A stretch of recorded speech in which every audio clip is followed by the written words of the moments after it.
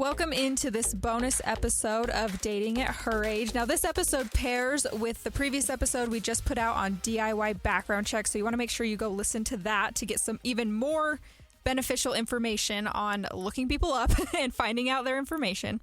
Yeah, I've been doing DIY background checks, Caitlyn, for a while now while dating. For a lot of reasons, but mainly to protect my safety, protect my financial well-being, all the things that go on with dating in these days, that there's just so many variables, and we're meeting perfect strangers online. Maybe we're meeting, friends of friends of friends have introduced us, and yet they're still strangers, so we don't know these people's backgrounds. But there's one important thing to doing my DIY background checks that we are going to tackle in this episode. And that is, how do you know that the name he gave you or the name that he's using on a dating app is his real name? Ooh. I'm too trustworthy because I'd be like, yeah, that's their name. Why would they lie? But we can never be sure. Well, and on dating apps, right, a lot of times you might not get even a first name. Maybe they use, like they use a fake name, like whatchamacallit. I've seen that on dating apps. You say you've seen this. I've never seen that, but that's a great. I don't know that. So that may be the difference dating at your age. Yeah. And dating at my age. 29 and 57. So, very different perspectives. Now, I want to make it clear before I launch into the different sites that I use to verify as best I can somebody's name. And also, do they live in the city they tell me they live in? Because I don't want to date out of state. Like, I don't want a long distance relationship. That is really important to me. But we know from people who catfish on dating apps, or maybe they're traveling through town and they're only here temporarily, that they're not always honest with us about where they really live. And the last thing I want to do is accidentally fall in love with a man I meet who doesn't even live anywhere near where I live. He lives 5 states away. So I want to make it really clear, though, is that as we're doing these background checks and as we're trying to figure out their names, we're not detectives. We're not certified police officers. We're not FBI agents. We're not certified private investigators. We are just kind of doing this on the side to do the best we can to protect ourselves. So there are times that I will miss something in somebody's background when I do these, because I don't have the super secret databases that I can. These are public websites, right? So I want to make it clear that while we're doing our due diligence to keep ourselves safe, that there may be times, no matter how good we become at this, that there's just information out there that we're not going to find. Yeah. So what happens when I find somebody, when I get a guy's name and I run his name and nothing comes up? The first thing is I don't jump to the conclusion that he has a spotless background. Like, he's led a perfect life. I think, hey, I might have missed something, right? I might have missed something. Or maybe I don't have the correct name to search, right? So do you ever use any sites at all to see if you can verify a guy's name that you've met on a dating app? I mean, other than Google or like social media, but that's not the best place to go. I already know that. It's just, I didn't know there were sites to do this. Yeah. So there, again, we talked about this in the last episode with the DIY background checks, is some of these will be free searches and some of these will cost money. I am in no way endorsing like these particular sites or these apps. These are just the ones that I have found to be what I'll say is like the most user-friendly for me. I've learned how to use them, so they're my go-tos. But there are a lot of women who are, single and dating who use a lot of other sites. But I'm just going to give you some that I found are useful to me. And I want to start with social media because that one is an obvious one. But you might be surprised to learn is I don't use Facebook to verify somebody's name. Now, it's different if you're already friends on Facebook and you've known the person for a long time. I'm talking about somebody, perfect stranger, you come across a guy in a dating app, you both swipe right, you connect, and now you want to go find him on Facebook. And the reason I don't use that to verify is because I have had fake Facebook profiles of me get created. Mm-hmm. And then I have to contact Facebook and tell them it's a fake profile of me. Yeah. So I'm already guarded about, well, I don't know if this is a catfish online I've connected with. And maybe they're a catfish who's kind of smarter at this and they have created. Right. To make it seem real. Yeah. That makes sense. Profiles. It's something to be aware of. Like, Facebook is a place that I go to just to check on people sometimes, but you shouldn't trust it completely. Yeah. It was not my only avenue, but it is like a lot of, so many people are on Facebook and so many people use Facebook. And if you can see there's an account that's been established for more than 30 days or something like that,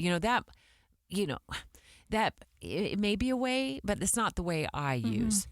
The social, and I use air quotes, social media side, if you will, that I prefer to use, LinkedIn. Yeah. I love LinkedIn. I think that it's the better of all if you consider that social media, I guess it is social media. Yeah. Well, LinkedIn is a place where people, just generally who are in the workforce. For professionals. Professionals, yeah. Mm-hmm. And really it is the life resume of somebody. It's just spilled out on LinkedIn, and there's usually a pretty good photo of them so you can compare photos.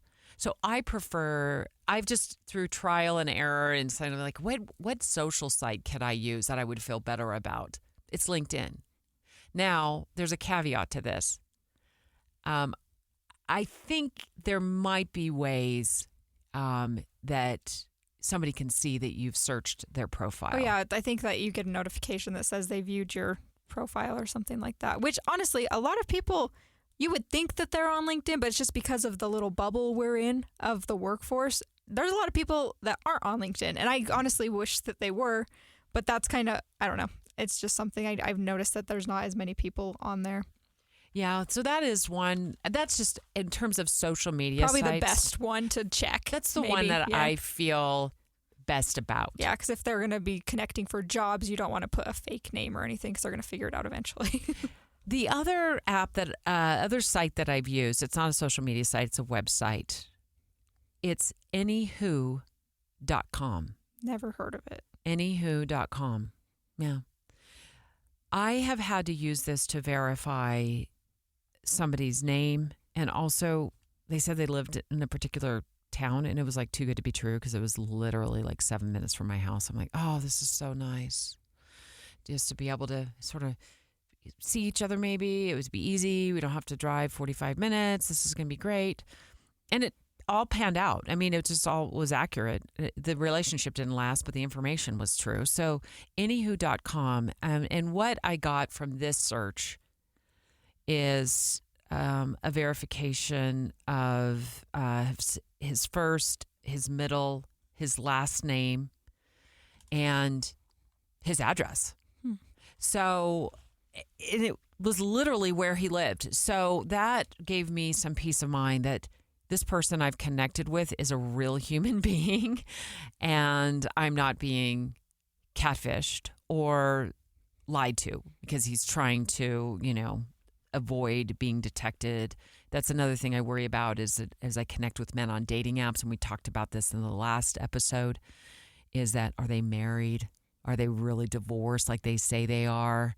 So I want to make sure they're not using a fake name on a dating profile to hide or cover up the fact that they're still in a marriage and they don't have a divorce decree. So when you use these sites, do you just type in the name that you have and it just pulls up different? Yeah. Okay. Good to know. Yeah. I type up the name I have, and there's been times I've typed in names I've had and nothing comes up. And I'm like, okay, that's a little odd to me. How do I get their names? I ask them. Yeah. Right. Well, hopefully you have that if you're dating somebody. Well, if you're just meeting somebody for the first time. Right. That's true. And you don't have a name on a dating app. If it's a friend who's connecting us, I ask them for their name, so I know what their first and their last name is. And it's a trusted friend, so I'm going to trust that they have their last name. But if it's a dating app, a lot of that's not on the dating app, but I ask them, Yeah. And it wasn't always like this in the beginning for me. That's information that I want to know up front. So I can do what I need to do to figure out if I'm talking to a real human being. You can just say, look, I've been catfished on this app before. I'm sure, everybody's been catfished at some point. Maybe not everybody, but a lot of people. But we all know what catfishing is. Nobody wants to get trapped in that. So I'm not afraid to ask, hey, can you just send me your first and last name? And the dating apps offer an age if they're being truthful about it. But if you have their first and last name and you're able to go use sites like Anywho, you might be able to also glean their age. Yeah. From that. I feel like dating apps should do like an ID verification, or maybe maybe some already do, but like they should have to do that. That sounds extensive, but I think that it would be super beneficial. It would make life easier. Yeah. You know what? When you said that though, I was thinking I would still do my own DIY ID verification, just as an added layer of security. And then this is an app that I download, and it costs a couple of bucks a month. I have found that to be money well spent, not only as a former investigative journalist, but we also work in a newsroom. Sometimes we need to be able to find people for stories that we're working on for KSL News Radio or segments we're doing. We want to get people on the air. So I use White Pages as an app to also help me, verify telephone numbers, cell phone numbers, first, last name, date of birth. The White Pages app will also provide me with potentially like other names that pop up under that person's name or home. And what that has indicated to me in the past is that, maybe he's living with somebody. Yeah. Yeah. When you see a list of female names under the man's name on the app. It could be a sister, could be an aunt, but at least it kind of gives me a clue that maybe he's not living alone. Or it could be information that's not quite been updated yet. Yeah. No, that makes sense. That's all good. I just don't think about all of these things. So I'm going to download that app today. It just as I use it when I go on a dating app, I will, because you can suspend the subscription for a time. I'll suspend the subscription when I really don't need it. But anywho.com, if you didn't want to do a subscription, I would just Google that. And that pops up. Is that one free or do you pay? Do you know? No, I didn't pay a thing for that search. That's a good. There may be layers to some of these sites where you can do some sort of a paid subscription. Right. But when I don't have to pay for that, I won't. If I feel like I'm getting good information, I have paid in the past. There was one site that I used that I don't use anymore. And I did pay for information, but I did feel like I was kind of I was in a doom loop with the website. Like I don't know if I was actually getting any information, and they kept giving me like a little countdown clock as to when they were going to give me the information. So, but those are the two that I use, just for name verification and for age verification, and then. The other thing that a lot of people kind of don't realize is that if somebody says they own a home, like at my age, that's important information to me. I own a house. I've owned a home since I was in my 20s. It's not for reasons other than, okay, I know that they live in my town. They have been here for a while. They're established.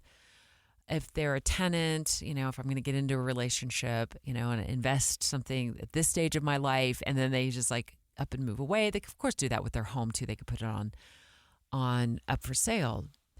But what I have been told in the past by guys that I've gone out on a date or two, oh yeah, I own a home.